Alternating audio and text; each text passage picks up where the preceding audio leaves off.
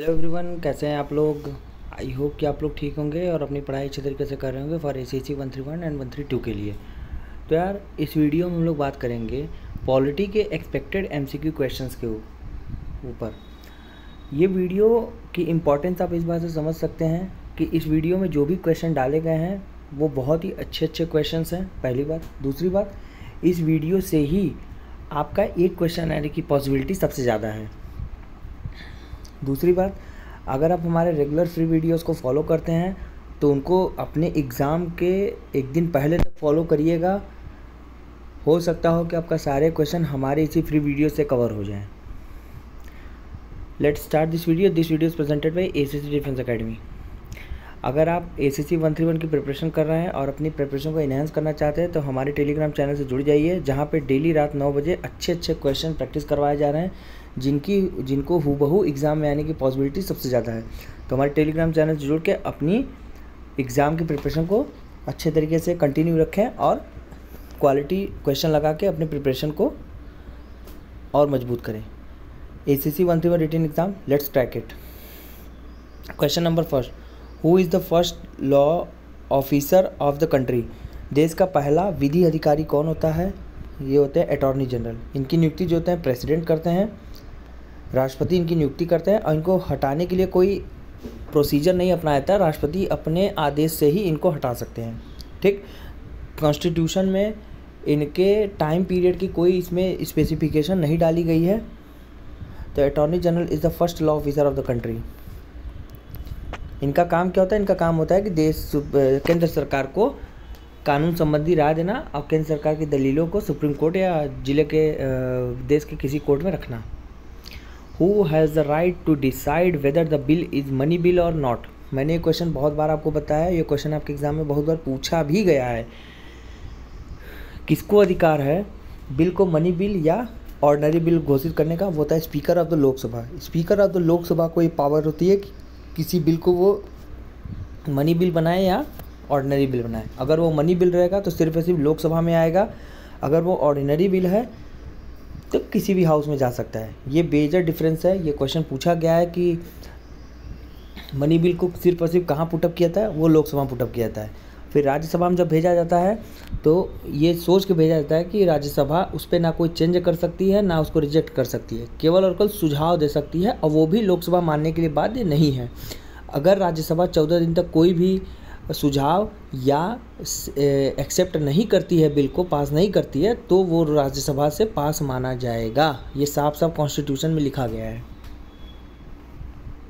The chairman of the drafting committee of the constituent assembly of India was.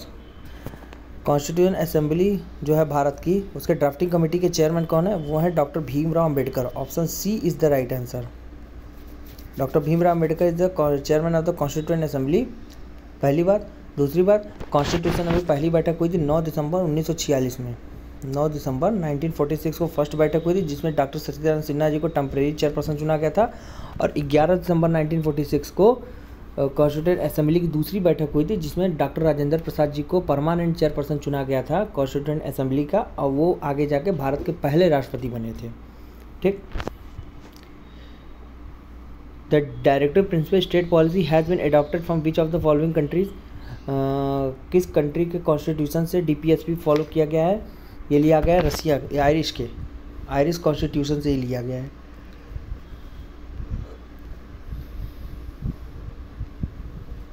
What is the plural voting system. Plural voting system का क्या मतलब होता है कि एक candidate एक से ज़्यादा बार खुद को वोट कर ले। ठीक है, ये क्वेश्चन एग्जाम में पूछा गया। प्लूरल वोटिंग सिस्टम क्या है? जब एक कैंडिडेट खुद को एक बार से ज़्यादा वोट कर दे। The national emergency in India declared by the president of India due to external aggregation और आर्म्ड रिवॉल्ट थ्रू 352 डिसाइड करता है नेशनल इमरजेंसी को, 356 डिसाइड करता है स्टेट इमरजेंसी को। लाइक एग्जीक्यूटिव बॉडी जो हमारी है, चीफ मिनिस्टर की सरकार अगर वो बहुमत में नहीं है या नो कॉन्फिडेंस मोशन फेल कर जाती है या एनी हाउ रीज़न वो सरकार नहीं चल पाती है तो वहाँ पे 356 लगता है और फिनेंशियल इमरजेंसी 360 लगता है। तो यहाँ पे नेशनल इमरजेंसी की बात कर रहे हैं तो 352 is the right answer, option A.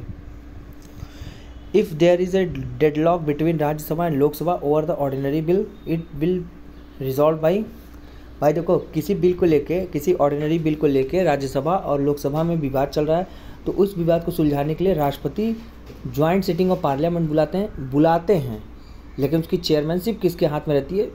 Speaker of Lok Sabha. तो बुलाता कौन है? ऑप्शन सी तो इसका आंसर होगा। ज्वाइंट सिटिंग ऑफ पार्लियामेंट से इसको रिजॉल्व किया जाता है। बुलाते कौन है? प्रेसिडेंट, लेकिन चेयरमैनशिप किसके पास होती है? Speaker of Lok Sabha. अगर आप स्पीकर ऑफ लोकसभा नहीं है तो कौन चेयरमैनशिप करेगा? Deputy speaker of Lok Sabha. अगर वो भी एब्सेंट है या वो पद नहीं भरा गया है तो कौन करेंगे?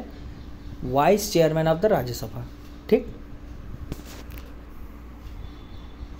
विच article of the Indian constitution did doctor Bhimrao Ambedkar terms the heart and soul of the Indian constitution?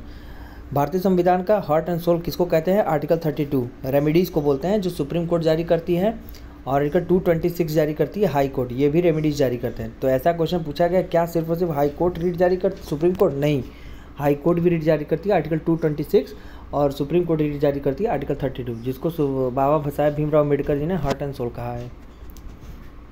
Which has become the legal right under 44th amendment? 44वां संविधान संशोधन में कौन सा लीगल राइट बनाया गया? Right to property. ठीक है, इसको आर्टिकल 300A के तहत रखा है। जो 44वां संविधान संशोधन था 1978 में हुआ था, आपको पता होना चाहिए, मैंने ये बहुत बार बताया, ये क्वेश्चन पूछा भी गया है। Which are the following is the essential element of state? All of these. Sovereignty, territory, government, तीनों चीज़ जरूरी है कि एसेंशियल स्टेट के लिए। Constituent assembly of the India was formulated on the recommendation of? Cabinet mission के recommendation पे constituent assembly का वो बनाया गया था, पूरा ड्राफ्ट और बैठकें हो रही थी। आप मुझे कमेंट सेक्शन में बताइए कैबिनेट मिशन भारत कब आया था? ठीक है।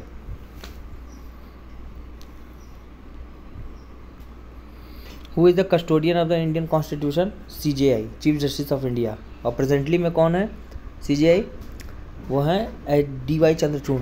और मैं CJI के लोग एक और फैक्ट बताता हूँ, justice Hidayatullah is the one and only CJI of the India who acting as the president. ठीक है। और CJI होते हैं custodian of the Indian constitution, क्योंकि जुडिशरी पास होती है कॉन्स्टिट्यूशन को डेफिनेशन देना, किसी चीज़ को लेकर डिफाइन करना होगा तो CJI या सुप्रीम कोर्ट ही करेगी। The supreme court of India offer advice to president on the matter of legal, public और constitution important based on the article 143 कहता है कि सुप्रीम कोर्ट ऑफर करती है, एडवाइस करती है प्रेसिडेंट को किसी मैटर पे, चाहे वो लीगल राइट हो, पब्लिक राइट हो, कॉन्स्टिट्यूशन इंपॉर्टेंस के बेसिस पे होती है। ठीक है। अगर आप ACC 131 की प्रिपरेशन करना चाह रहे हैं तो हमारे क्रैश कोर्स से जुड़िए, जो अभी लॉन्च हुआ है। इस क्रैश कोर्स में आपको कम्प्लीटली आपका पूरा syllabus according to your syllabus, पूरा कोर्स आपका रिवाइज कराया जाएगा। इस बैच को ज्वाइन करते ही आपको PDF नोट्स मिलेंगे, जिसमें MCQ होंगे, वन लाइनर्स होंगे, जो आपके लास्ट 1 मंथ के लिए बहुत ही ज़्यादा इंपॉर्टेंट है। मैराथन क्लासेस आपको मिलेंगी रिकॉर्डेड फॉर्म में। अगर आप PDF से पढ़ के नहीं समझ पा रहे तो आप रिकॉर्डिंग देख लीजिए। अगर आपको रिकॉर्डिंग से भी वो चीज़ें क्लियर नहीं हो रही तो हम आपको एक पेड सब्सक्रिप्शन ग्रुप में भी जोड़ेंगे, जहाँ पे लाइव क्लासेस चलती हैं डेली रात 9 से 11 बजे तक। आप अपने टीचर से डायरेक्ट इंटरेक्शन कर सकते हैं, अपना डाउट पूछ सकते हैं, आपके पास टीचर का नंबर रहेगा, आप अपने टीचर से डायरेक्ट के किसी प्रकार की मदद चाहिए तो आप ले सकते हैं। हमारे इस क्रैश कोर्स में आपको मॉक टेस्ट भी प्रोवाइड कराया जाएगा, PYQ का सोल्यूशन दिया जाएगा। ठीक है। तो 8120745966 व्हाट्सएप करें और जितना जल्द हो सके इस क्रैश कोर्स से जुड़ जाएं, क्योंकि अब बहुत सारे बच्चे इस क्रैश कोर्स से जुड़ के अपने सिलेक्शन होने की पॉसिबिलिटी को बढ़ा रहे हैं और वो प्रिपरेशन लगातार कर रहे हैं। तो आप भी उस रेस में पीछे ना रहें, इस क्रैश कोर्स से जुड़ के कंप्लीट कॉम्प्रिहेंसिव तरीके से अपनी प्रिपरेशन को कंटिन्यू करें और सिलेक्ट होकर अपने ऑफिसर बनने का सपना पूरा करें। ACC के बुकलेट्स हैं जो अपडेटेड फॉर्म में ACC 131 के लिए ही डिज़ाइन की गई हैं, जिसमें थ्योरी है, MCQ और वन लाइनर, जो लास्ट आपके 1-1.5 मंथ जो बचे हुए हैं उसके लिए बहुत ही ज़्यादा इंपॉर्टेंट हैं। आपके यूनिट एड्रेस पे अगर नेटवर्क का इशू था तो इन बुकलेट्स को ज़रूर ऑर्डर करें, जो आपको ऐसे ही पैक्ड फॉर्म में जाएंगी और ऐसे आपको प्रिंट फॉर्म में आपके पास वो रहेंगी, जो आपके 130 एग्ज़ाम में बहुत ही इंपॉर्टेंट रोल प्ले की थी। तो इसको ऑर्डर करके अपने नेटवर्क संबंधित बाधाओं को दूर करें और ACC 131 में अपने सिलेक्शन को 100% सिलेक्शन में बदलिए। 81207459 व्हाट्सअप करके इन बुकलेट्स को ऑर्डर कर सकते हैं। ये हमारा लाइव क्लास है जिसमें गूगल मीट पे स्क्रीन शेयर करके हम लोग पढ़ाते हैं ऐसे, और ये PDF नोट्स है जो आपको पेड बैच में ज्वाइन करते ही मिलेंगी। तो ऐसा नहीं कि हम लोग जो बोलते हैं वो करते नहीं है, हम लोग उसका सैंपल भी आपको दिखा रहे हैं। ऐसी चीज़ें आपके पास होंगी, जो आप बुकलेट ऑर्डर करेंगे तो वो ऐसे फॉर्म में आएंगी, प्रिंट फॉर्म में आपके पास। आप हमारे ऐप से जुड़ सकते हैं गूगल प्ले स्टोर पे। ACC डिफेंस एकेडमी का ऐप इंस्टॉल करके जब आप ओपन करेंगे तो आप कुछ ऐसा इंटरफेस दिखेगा, तो आपको जो भी कोर्स चाहिए उस कोर्स पे टैप करके आप हमारे उस बैच से जुड़ सकते हैं। और ये हमारा टेलीग्राम चैनल है जहाँ पे क्वेश्चन प्रैक्टिस कराया जा रहा है, तो आप हमारे क्वेश्चन प्रैक्टिस ग्रुप से भी जुड़ जाइए। ये हमारा यूट्यूब चैनल है, सभी फ्री वीडियो सीरीज़ इसमें मिलेगी। और लेटेस्ट अपडेटेड मटेरियल के लिए और लेटेस्ट इंपॉर्टेंट अपडेट के लिए आप हमारे यूट्यूब चैनल से जुड़े रहें। मिलते हैं नेक्स्ट वीडियो में। Good bye, take care, stay tuned with us.